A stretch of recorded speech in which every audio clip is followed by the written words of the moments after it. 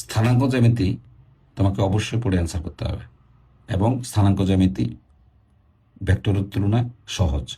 এই জন্যই স্থানাঙ্ক জ্যামিতি বেশি করে করলে তুমি পরিপূর্ণভাবে একটা প্রশ্ন অ্যান্সার করতে পারবে।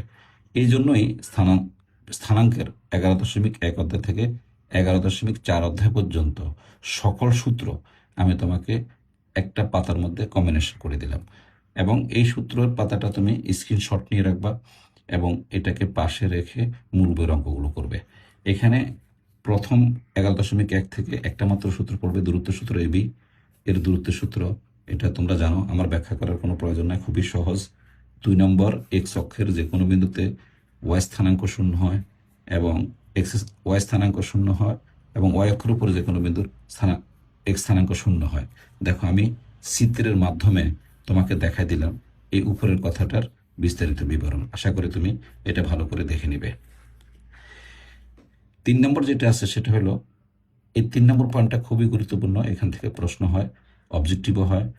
অর্থাৎ এ বিন্দু স্থানাঙ্ক x1 y1 হলে এক্স অক্ষ হতে এ বিন্দু দূরত্ব হবে y1, এখানে মডুলাস দিতে হবে কারণ দূরত্ব সবসময় ধনাত্মক হয়, এবং y অক্ষ থেকে এ বিন্দু দূরত্ব হবে x1 একক। আমি এখানে চিত্রের মাধ্যমে ব্যাখ্যা করে দিলাম যে এই দেখো এ পি বিন্দু, এই যে পি বিন্দু, এটা এখানে আমরা এখানে পি বিন্দু বলছি, দ্যাট মিনস এখানে এই বিন্দু লেখা আছে, তার মানে এই বিন্দুটা এখানে পি বিন্দু, আমি এটাকে এ বানায় দিই, অফকোর্স হয়ে গেল।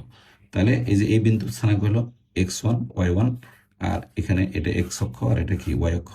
আর যেহেতু এটা x1 তাহলে এটা হবে এই যে x1, তাহলে এটা হবে x1, আর এই যেহেতু এটা y1 তাহলে এটা হবে y1। তাহলে এটা হলো এই যে পি বিন্দুটা বা এই বিন্দুটা, এই যে দেখো এই ওয়াই অক্ষ থেকে তার দূরত্ব হলো এই যে x1 মডুলাস। আর এই যে দেখো এই বিশেষ করে এই এই যে পি বিন্দুটা আছে যে এক্স অক্ষ থেকে তার দূরত্ব হবে এতটুকু, এটা হলো এ y1 মডুলাস একক। এবার আসো পরবর্তীতে যেটা আছে সেটা হলো, এটা জানা লাগবে, এই যে এ একটা বিন্দু এবং বি একটা বিন্দু হলে এ বি রেখার মধ্যবিন্দু স্থানাঙ্ক হবে এই যে x1 প্লাস x2/2 আর y1 প্লাস y2/2, এটা হলো মধ্যবিন্দুর স্থানাঙ্ক নির্ণয়ের সূত্র।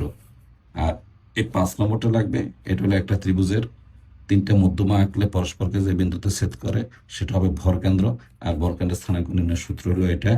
এই যে একটা বিন্দু হলো x1 y1, বি বিন্দু হলো x2 y2, সি বিন্দু হলো x3 y3, এটা হলো এবিসি ত্রিভুজের 3টে শীর্ষবিন্দু স্থানাঙ্ক।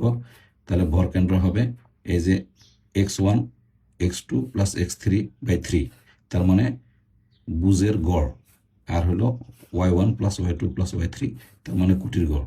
ডেফিনেটলি তুমি বুঝতে পারছো। এবার আসো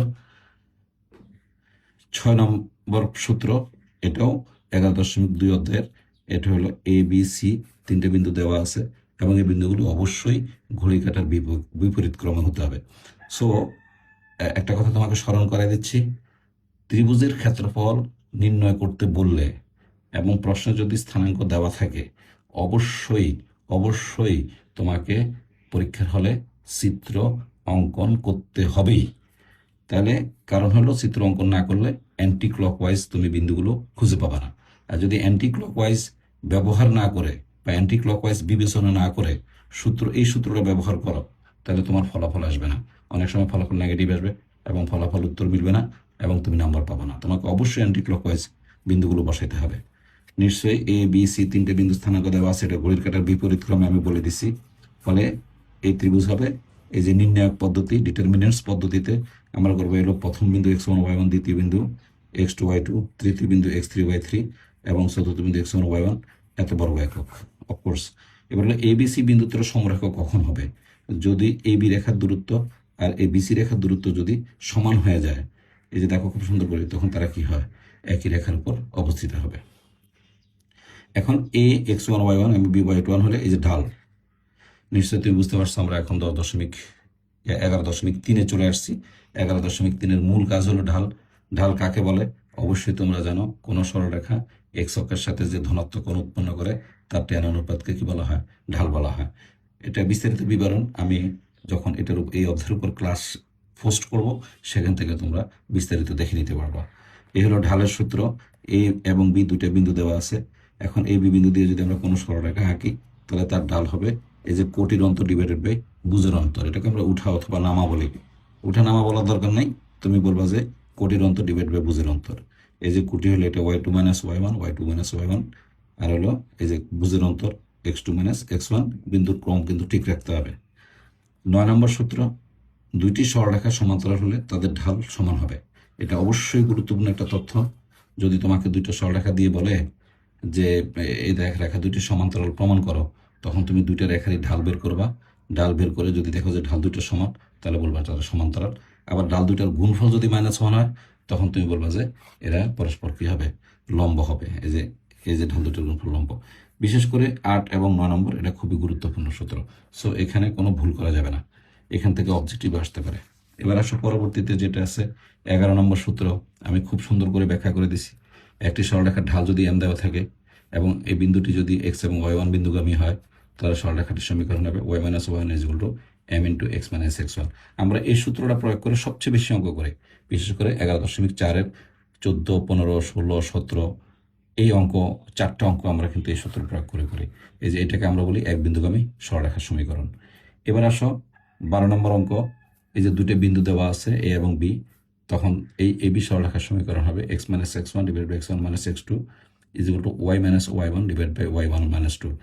এটাকে আমরা বলি দুই বিন্দুগামী সরলরেখার সমীকরণ। তোমরা পরীক্ষার্থী, এই সূত্রগুলো তোমাদের নখে তরফে থাকার কথা।